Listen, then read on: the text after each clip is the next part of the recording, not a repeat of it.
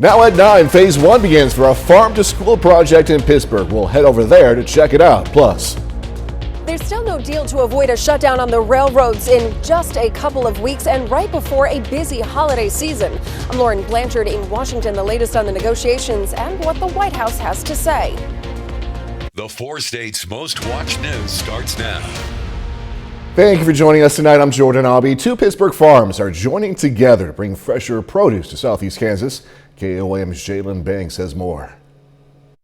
Leafy Green Farms, along with Community Green Farms, are teaming up together to bring hydroponic farms to 10 area high schools. Grow produce, vegetables, and herbs inside of repurposed shipping containers. The shipping containers now house vertical towers, so we grow from floor to ceiling vegetables. And by growing them indoors, we are climate independent, and we use no pesticides or herbicides, so we are hyper-organic. We provide clean, nutritious food to the community where it's grown and eaten.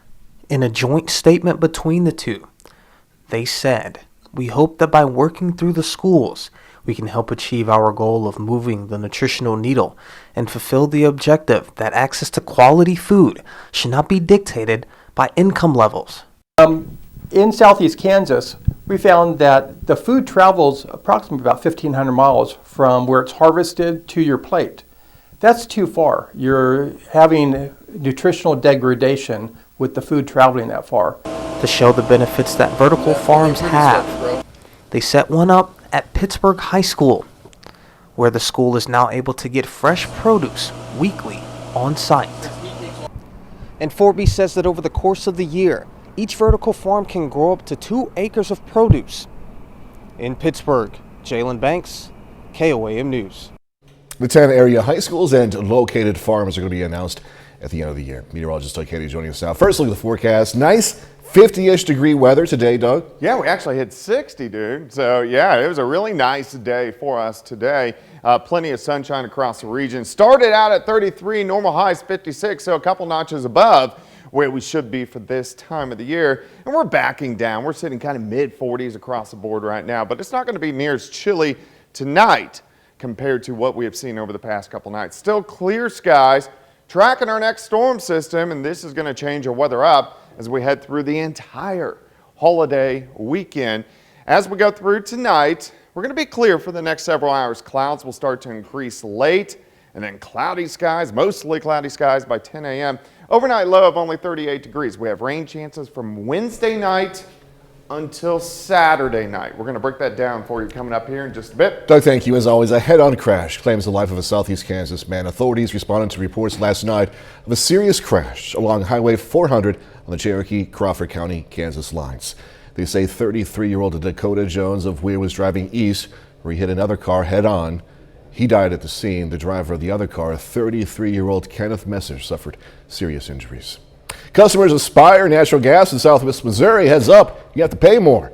Spire West residential customers currently pay right now approximately 79 cents per 100 cubic feet of natural gas. That's climbing to 92 cents. That's an increase of close to 16.5%. The rate change starts on November 29th. According to the Missouri Public Service Commission, the price increase is largely due to estimated changes in the wholesale cost of natural gas. As the winter season approaches, the Kansas Department of Transportation, KDOT, is preparing for a harsh season, as they do every year, right? You prepare for what the worst could be. KDOT is also suffering from staffing shortages, but an official there says they're going to have to choose which roads to get to first, prioritize. If they get hit with a really bad, a big storm, they may not be able to clear as quickly because one operator has to do one shift and then go have to refill their materials. Prepping for the winter season usually starts as early as October. Well, the routes that are the most trafficked, say over in your area, US 69 and then US 400, those are your high priority routes. So we do prioritize the most traveled routes to be cleared the most quickly, but we will get to all the routes in turn. With a short staffing, KDOT is always looking for seasonal workers. You can find out how to apply on our website, KOAMnewsnow.com. The Hart Joplin is currently selling those ornaments right there, called Joplin Hearts, at local locations. The ornaments are painted by local artist Eric Hahn, whose inspiration came from visiting other cities before COVID. You're going to have to buy these ornaments quick, though, because demand may be high. I do know that there is only a limited supply of the hearts, so if it's something you would like to add to your Christmas tree or as a gift for someone who absolutely adores them as much as we do, I would recommend getting them as soon as you can. There's, like I said, only a limited supply. All right, so why was the Japanese Humane Society in the background there? All proceeds are going to go towards the Japanese Humane Society. They are also selling stickers. The threat of a freight railroad strike is gaining steam as negotiators and unions have yet to find a compromise. With just weeks until the proposed strike date, the White House, Congress, watching closely. Fox News correspondent Lauren Blanchard has the latest now from Washington. Negotiators are back at the table Tuesday to avert a freight rail workers' strike in early December that could cost the U.S. economy $2 billion a day. The president has said from the beginning, a shutdown is unacceptable. The White House brokered tentative agreement celebrated back in September was rejected Monday. Congress could get involved if no new deal is reached. They should come to the table in good faith and get this done. Get this done on behalf of the American people. The labor unions have raised concerns over harsh schedules, tired workers, and little to no paid sick time. The proposed and rejected deal had increased pay and yearly bonuses, but the unions say it comes at the cost of workers' family lives. It becomes intolerable.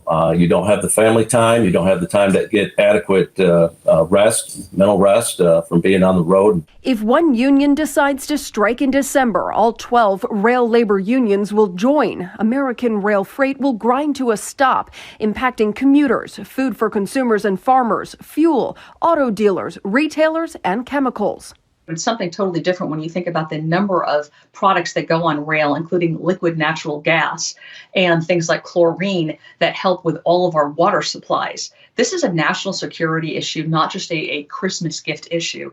It's been 30 years since the last rail strike. For that one, Congress got involved after 2 days. In Washington, Lauren Blanchard, Fox News. Army veteran Richard Fierro is being praised for tackling and beating the gunman who opened fire inside a Colorado Springs gay nightclub over the weekend. But he says he's no hero because he couldn't prevent 5 people from dying. Fox News correspondent Claudia Cohen has more from Colorado Springs. I needed to save my family. And that family was, at that time, everybody in that room. As we learn more about the deadly Colorado Springs nightclub shooting, stories of heroism are starting to emerge, mainly centered around this man, Army veteran Richard Fierro. Witnesses say he saved dozens of lives when he tackled and disarmed the gunman just moments after the shooting began. Fierro says when he saw the muzzle flash, he knew immediately what was happening. And after ducking to avoid incoming fire, his military instincts kicked in. That's what I was trained to do. I saw him and I went and got him. And I'm beating this guy. This guy's trying to wiggle. He's trying to get his ammo, his guns. Tributes to Fierro are now pouring in. The mayor of Colorado Springs saying he's never encountered someone so humble after a heroic act like this. And people here who are still in shock say focusing on Fierro's bravery is helping them cope with the loss of life. This is a whole community coming together to show support, and that's far more powerful. But Fierro says he feels no joy because 5 people died in the shooting despite his efforts. Lawmakers on the local and national level say it should never have happened and that more needs to be done to stop the recent uptick of violent hate crimes. We all have to speak out about what this kind of violence does and what it means, and that it is not reflective of who we are. The shooting suspect remains hospitalized. It's unknown when he'll be arraigned. In Colorado Springs, Claudia Cowan, Fox News. KOAM News at 9 on Fox 14 takes this time now to honor another four-state hero. Marvin Wolf served in the Army from 1955 to 56. Native of Chautauqua, Kansas, Wolf is stationed in Korea, earning numerous awards. We are proud to thank Ensign Sergeant First Class Marvin Wolf. He's tonight's four-state hero. Coming up, over the river and through the woods to whoever's got the turkey. Or sky this Thanksgiving. I'm Garrett Tenney in Chicago with the details coming up. The Supreme Court is ordering the release of former President Trump's tax returns. The House Ways and Means Committee has been trying to get the tax returns from Trump and some of his businesses from 2015 to 2020. Trump administration had refused to hand over the records. The Biden administration reversing that position. Tax records are now in the hands of the Treasury Department, which has waited to release them pending final court action. A report says Social Security offices left behind millions of vulnerable Americans during the pandemic. Washington Post cites a Government Accountability Office report that says millions of Americans had trouble getting help from the Social Security Administration because of a key decision. Guess what that was? Do you remember? The report says millions of disabled and elderly were affected by halting all in-person operations. Auditors found gaps developed for those applying for benefits and without online access. Spanish language individuals were especially hit hard, and the agency couldn't track racial and ethnic backgrounds of those it served. About 1,230 field offices closed for 2 years. People across the country got a head start on those Thanksgiving travel plans today. According to AAA, nearly 55 million Americans are going to travel over the holiday. Fox News correspondent Garrett Tenney has more. It's been a turbulent year for travel, but airlines are hoping to bounce back over the Thanksgiving holiday. According to AAA, roughly 4.5 million people will fly to their destinations. Folks say flights are running smoothly so far. I got in, got out. I think the only thing that was messing me up was me because my bag is overpacked. The Federal Aviation Administration expected Tuesday to be the busiest travel day with some 48,000 scheduled flights. That's 1,000 more than any day this week. Airport officials are also bracing for crowds on Wednesday and the Sunday after Thanksgiving. There's no way to predict exactly when the traffic will increase. It doesn't matter what your time of flight is, just plan ahead. Travel app Hopper expects most folks will pay an average of $350 round trip for domestic flights and $795 for international flights. Hotel prices are also on the rise, about 13% higher than last year. Travel experts say strong demand has led to higher prices. We're in the experience economy. It's not as important as it once was as what you buy and what you have, but it's what you do and go who you see. But those looking to save some money say they would rather drive or take the train instead. The train is a great deal. You know, it's comfortable, you sleep, everybody's quiet. The price is good. Forecasters are warning that storms later this week could impact return travel for a lot of folks all across the country. In Chicago, I'm Garrett Tenney, Fox News. Doug is next with a complete look at the forecast and later a new use for some pretty cool, pretty neat technology helping people with hearing impairments.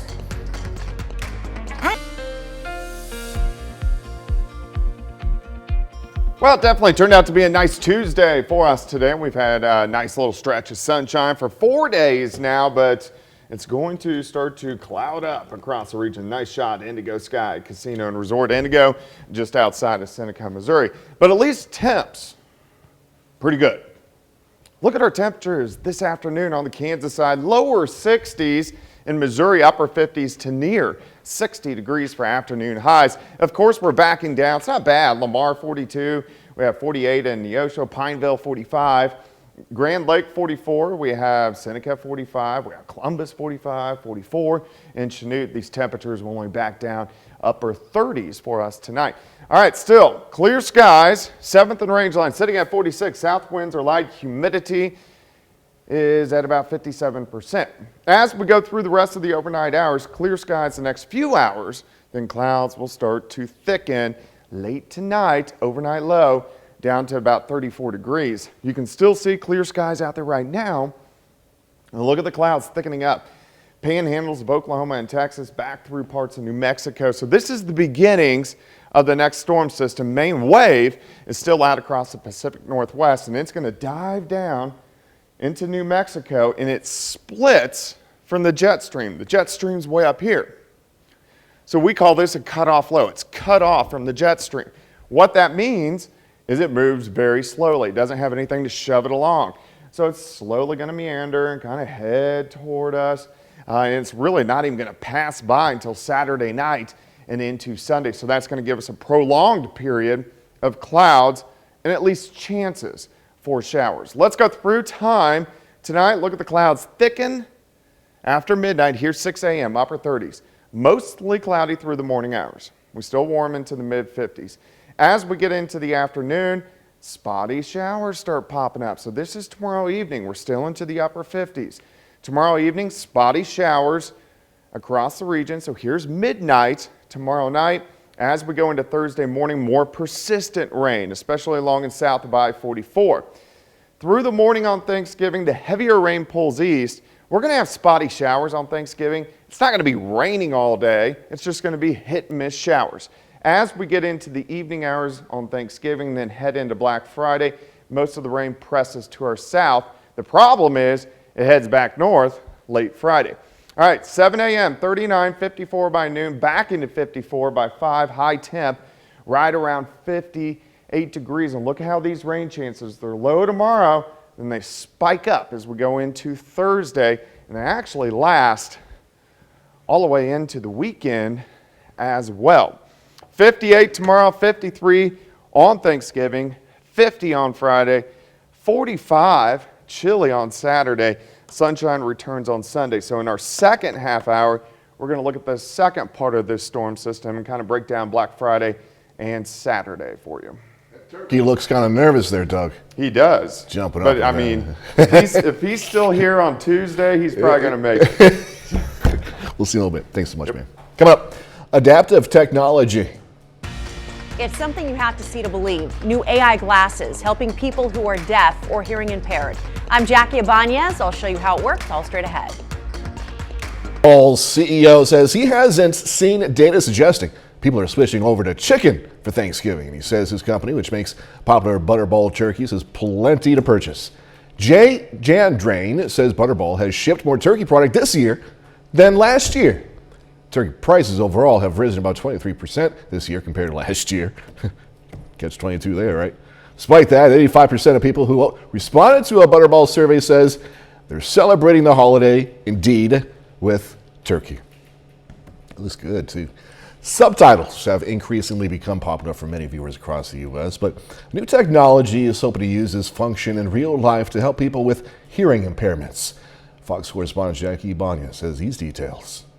While many devices have helped improve the lives of people who are deaf or hard of hearing, this might be a game changer. It's not missing anything. Every single word is right there. Are you serious? Wow. This is awesome. New artificial powered glasses allows users to read subtitles of their conversations happening in real life.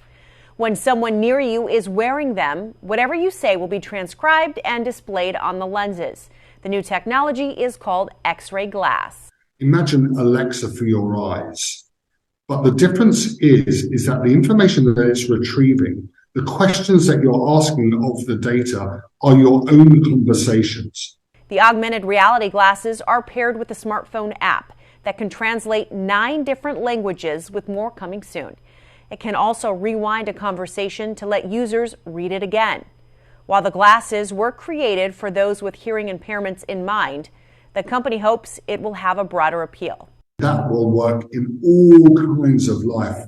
You know, we think of, immigration issues where people are having to deal with people who speak different languages, or people in hospitals and having to rely on translators coming in. Instantly, that resolves that issue. The company wants to eventually create a contact lens version of the technology. Jackie Ibanez, Fox News.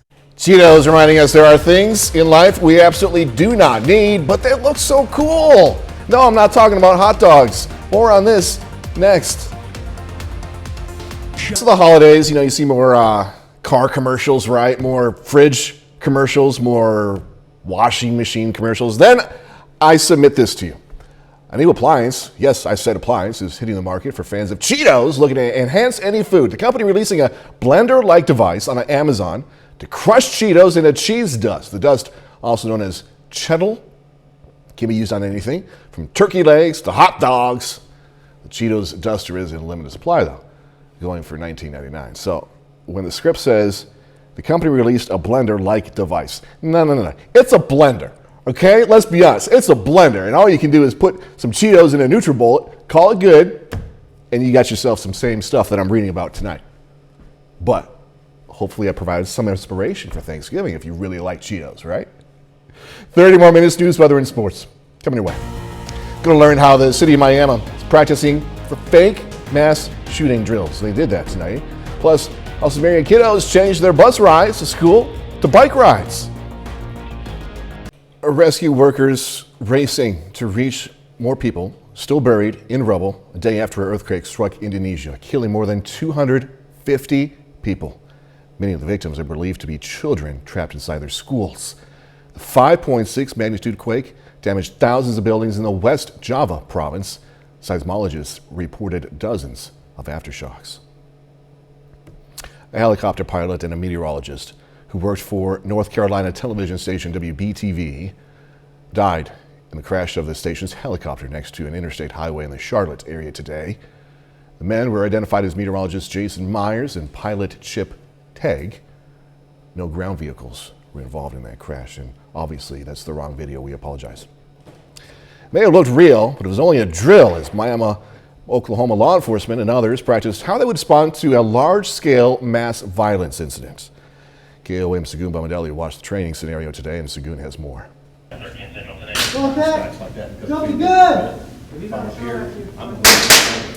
Integris Health Miami Hospital, Miami Public Schools and area law enforcement agencies participated in a large-scale mock mass violence training scenario. If you've been paying attention over the last couple of years, we have had schools be attacked by people, and we want to be ready. Miami Police Sergeant Sean McDonald says the training is particularly important to the department. In the event that something like this were to happen, and Miami Police were one of the agencies, if not the agency that responded to it, we always can do a better job, no matter how well it goes. But one of the things we can do to better prepare to help our community is to engage in training like this so that we know what we can do better. It is not just police that participated. Local hospital staff participated also. So this gives us a chance to really practice it in a controlled setting, but still as realistic as possible. Having that interaction with the local ambulance crews and the air evac teams and local law enforcement, plus our medical teams. How are we going to get people here? Who's here? What we need to do. At the end of the drill, all participants met for a debrief. We come together afterward to hear everybody's analysis on what they saw that was good, what they saw that might need to be changed, tweaked, added. How can we make it better, and then identify those things that did work well so we can keep that up. Reporting in Miami, Shagumamdele, KOAM News. Normal emergency department operations and patient care at Integris Health Miami Hospital were not affected by this drill. Show Me the Ozarks magazine presented a more than $2,000 check to the local Hope for You Breast Cancer Foundation in Joplin today. The money is going to help make sure local uninsured and underinsured women can get a mammogram. He is going to go to the 7 local hospitals in the 4-state area and help pay for uninsured and underinsured individuals to get a mammogram. Just in case you were wondering, money was raised through the Show Me the Ozarks covers for a cause campaign. It happened back in late October. Liberty Utilities is getting into the Christmas spirit by helping the elderly. Every year, for more than 30 years, the company gathers nearly 200 names of elderly neighbors from local assistance agencies. Well, customers and employees can then choose a person from that list to buy gifts. This year, Liberty is returning to in-person gifting. It's not something you have to do alone. A lot of the people, their needs are what most of us might just consider necessities. So the wish lists are easy to fill, but you don't have to do it alone. Grab friends, grab coworkers, grab church groups, and just gather a team together that can come in and help you fill some of these wish lists. Recipients usually range from 65 to 85 years old and have no family or close friends nearby during the holidays. To learn how to get involved, download the KOAM News Now app. Some Joplin elementary school students changed car rides to school to bicycle rides instead. Given that harder workout, good for them. The elementary school students have ridden their bikes to school even for a while in these colder temperatures. That's where I would have dropped out. Good for them. KOAM's Jan Hittala spoke with them about the bike bus. There goes the bike bus, a group of 11 Joplin elementary school students led by a parent. Some of them are knocking on my door at 7:10, just ready to go, waiting for that 7:20 departure. It's a big part of their day. They look forward to it. We hate when we miss it. The Williams family has always loved biking. Once she started biking to school with her kids, she got an idea to gather a group of children from the neighborhood and riding the 10-minute route with them. It's very energetic and it's really fun to just get a lot of energy out of it. The children enjoy taking the bike bus together. I get to talk to a lot of people and my friend Riley. It's like a hill and it zooms you down and it makes you go super fast. And also racing. That's the best part because sometimes we'll race to the school. Riding to and from school is not only good exercise, but it also avoids the hassle with drop-off lines. The 11 kids are not scared to ride a bike in the colder weather. Wear a helmet and just be aware of your surroundings. The only times the group misses the ride is when it's below freezing or rainy. She says kids are excited to know how many days or miles they have biked. The goal is to bike at least 100 days this year. We're close to hitting 100 miles so far for the school year, so that'll be a big milestone for them, I think. Janna Hautala, KOAM News. What a good social event for them, besides the exercise. Catch up with each other. Willing to say she's happy to help anyone who's wanted to start a bike bus of their own in their own neighborhood. A bit later, the World Cup and the tons of other stuff going on.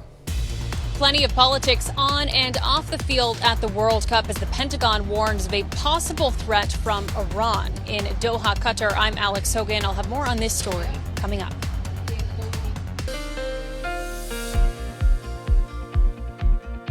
Well, it definitely turned out to be a nice day for us today, but we got changes which are going to be rolling in as we go through the next couple days. As we go through the overnight hours tonight, clouds will start to increase across the region. We drop into the upper 30s, 38 for a low, but clouds thicken as we go through the morning hours. Even though we've had 4 straight days of sunshine, that's pretty much out the window for a while. All right, clear skies right now, but clouds increasing back across western Oklahoma down through the panhandles, Oklahoma, Texas, into New Mexico. And this is kind of the beginnings, part 1 of part 2, which is going to take a deep dive right into the western plains. Look at this jet streak behind it. This becomes a cutoff low. The jet stream's way up here, so it's cut off from the jet stream. In our storm systems, they like to hang out with the jet stream. So when they get cut off like this, they move very slowly. So it just kind of slowly meanders its way past, meaning it's going to be with us for several days. Let's go ahead and start breaking this down. For us tonight, clear skies the next few hours. Here come the clouds late into the morning hours, upper 30s. Clouds thicken by the noon hour, and then a few showers start to pop up late afternoon into the evening. These are going to be spotty. They're going to be light, but scattered showers tomorrow evening into the overnight hours. Notice the concentration of them is along and south of I-44. As we go into Thanksgiving morning, more widespread rain along and south of I-44, spotty showers north of I-44. Hit and miss showers through the morning on Thursday, but by Thursday afternoon, I think we kind of shift to just mostly cloudy skies, and then we got to wait for the main upper level low to kind of kick through, which is going to happen by the time we get into Friday and Saturday. All right, day planner, 39 start, 54 at noon. We back to 54 by 5, high temp of 58 degrees. Look at these rain chances. They start sneaking up Thursday morning, and then they taper off a little bit late Thursday, and then they're going to start to go back up once again as we head into the weekend. Let me show you why. So when the upper level low, so here's Friday evening, lifts in, this is when we get heavier amounts of rain. So this is Friday night, a pretty good batch, showers, maybe even a little bit of thunder.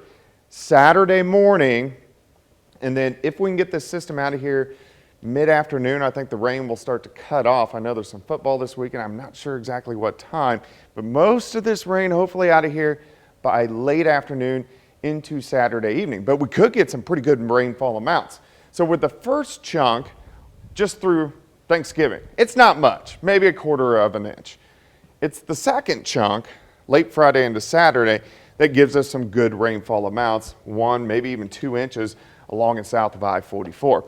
58 tomorrow, 53 Thursday, 50 on Friday, a cool 45 Saturday. Sun returns by Sunday. Yeah, how about Tuesday, 66? Yeah, but then it will go, way down. Enjoy while it lasts. Like anything so much. All right, coming up in sports, Joplin Eagles hitting the floor for their season opener against McDonald County. Plus, the Lamar Tigers preparing to host conference rival Seneca in the state semifinals.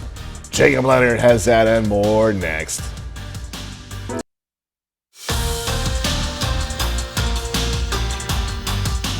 Tonight is a big night for Joplin High School basketball. Both the Eagles girls and boys teams hit the floor tonight for their first games of the season. And we'll start with the boys. Joplin hosting McDonald County this evening to kick off their schedule. First quarter, All Right knocks down the three for Joplin. He scores 9 in the first, finishes with a game-high 30. And check this out. Pass a little deep, but Terrence Gibson slaps it back to his teammate Hobbs Gooch. Eagles lead most of the first, but on the other end, Cross Dowd, smooth pull-up. They're tied at 17 after 1. And to the second, more from Dowd. He had 11 in the first half, finished with 24. But it's Joplin up 2 at the break. Third quarter, Destin Dowd finds Sterling Woods for the lay-in. Mustangs up by as much as 8 in the third. At the end of the quarter, though, Hobbs Gooch steals. Breakaway two-handed jam. It's just a 2-point game going to the fourth. And under 30 seconds left, we're tied at 59. Woods, great pass to Toby Moore for the finish. That was the difference in the game. McDonald County goes into Joplin, knocks off the Eagles 61-59. On the girls' side, Joplin has Mount Vernon tonight in their first game. That one is final. Mount Vernon wins it by 12, 52-40. The Pittsburgh State men's basketball team will play their MIAA opener on Monday at home against Lincoln. First, though, the Gorillas have one more non-conference game tonight, facing NAIA member Harris Stowe. The Pitt State is 1-3 coming into this one, trying to avoid a third straight loss. So the Gorillas do get it done tonight, winning 80-75. The Vet County High School product Magic Relaford leads the way for PSU with 23 points. Missouri Southern women are moving up the national rankings this week. The Lions have moved up 9 spots to number 10 in the latest WBCA poll released today. Now, this is the highest they've been ranked in the WBCA poll since 1993. Southern is 5-0 to start the season. They'll be back in action tomorrow night hosting Missouri SNT. The Lamar Tigers are back in the state semifinals for the third straight season. The Tigers will be at home on Saturday facing Big 8 rival Seneca for a spot in the Class 2 state championship. Now the Tigers are 11-1 overall, and their only loss this season was to this Seneca team they're about to see on Saturday, all the way back in Week 4. Now normally, you really wouldn't see conference rivals meeting in the Final Four. That's what we get on Saturday, and it should be a unique atmosphere with two of the best football towns in southwest Missouri squaring off for a spot in the state championship. It's going to be an old school atmosphere. You know, it's not going to feel like there's half the crowd's home streaming the game. It's going to feel like they're all here because Seneca's just going to bring their whole town up here. The whole town of Lamar is going to want to come over here and watch this thing because it's going to be a special game. Our community is always great at giving us a good atmosphere, but going down there, it was still a great atmosphere with their fans and our fans. So I'm hoping with everything going on and it being here, it'll be an even better game. And that's it for sports. We're back with more news right after this. Senior U.S. officials tell Fox News there is good reason to believe Iranian-backed terror groups are plotting an attack against the World Cup. Fox News correspondent Alex Hogan explains. The World Cup is underway here in Qatar, and so far there have been no major security issues, but a new threat could be emerging. Senior U.S. and Israeli officials tell Fox there are multiple streams suggesting a possible attack from Iran-backed terror groups. The head of Israel's military intelligence even going so far as to say, quote, the only thing holding them back is how the Qataris will react. The Pentagon says this new threat is connected to ongoing protests in Iran, an assessment shared by other Western allies. Instability in Iran is bringing real-world consequences here. We're still contending with transnational terrorist groups that are down but definitely not out. Those protests are now turning into a full-blown civilian uprising with more than 300 demonstrators killed so far, according to the UN, and politics is coming into play at the Cup itself. The Iranian team refusing to sing their country's national anthem in solidarity with the protesters back home. The conditions in our country are not right. Our people are not happy. We are here, but it does not mean that we should not be their voice. Meanwhile, outside the stadium, Iranians who travel to the Cup are holding protests of their own. The main reason that we are here to just be voice of our people, of our country. The people at the moment They are fighting to just have their human rights. The U.S. and Iran are set to go head-to-head next Tuesday. Both teams say they're hoping to keep politics off the field. In Doha, Qatar, Alex Hogan, Fox News. A tradition for many to go to those movie theaters after Thanksgiving, the big feast, and just see a movie, just chill out. Gonna check out what's new to the big screens this week. For those in the mood for a movie this holiday week, there are several new options on the big screen and streaming at home. They include the blockbuster film holding on to the #1 spot at the box office. Here's Fox's Ashley Dvorkin. Can't take it how many times people have told me to give up. Thanksgiving week brings a few new movies to the big screen, including Devotion, starring Jonathan Majors, Glenn Powell, and Joe Jonas. We bring everyone home. The war drama is the heroic true story of U.S. Navy fighter pilots Jesse Brown and Tom Hudner during the Korean War. What is this place? Strange World is an animated adventure about a family of adventurers on a mission exploring a fantastical, uncharted land. Star voices include Jake Gyllenhaal and Gabrielle Union. What kind of movie are we gonna make? The Fabelmans is legendary director Steven Spielberg's autobiographical drama. It follows a young Sammy Fabelman discovering his love for movies and filmmaking. Michelle Williams and Paul Dano star as his parents. The film started in select theaters and now expands nationwide. You don't think I'm a bad person. Also expanding to more theaters is the love story thriller set in the world of cannibalism, Bones and All, with Timothée Chalamet and Taylor Russell. Mars was a spacecraft graveyard. The documentary Good Night Oppie is on Prime Video, telling the journey of Mars rovers Spirit and Opportunity. Both were sent to Mars for an expected 90-day mission. Opportunity's mission lasted 15 years. The movie features archival footage, interviews, and the voice of Angela Bassett. And my entire family is gone! And at the top of the box office is Black Panther: Wakanda Forever, with an exciting sequel and beautiful tribute to late actor Chadwick Boseman. The giant Marvel movie already earned the second biggest opening weekend of 2022. In Hollywood, Ashley Dvorkin, Fox News. And that's our time for tonight. Thanks so much for joining us this week. So we're going to leave you with video of some hard workers behind the scenes. Yeah, you can wave, guys. Come on, give us a wave. Don't be shy. All right, do this all again tomorrow. See you then.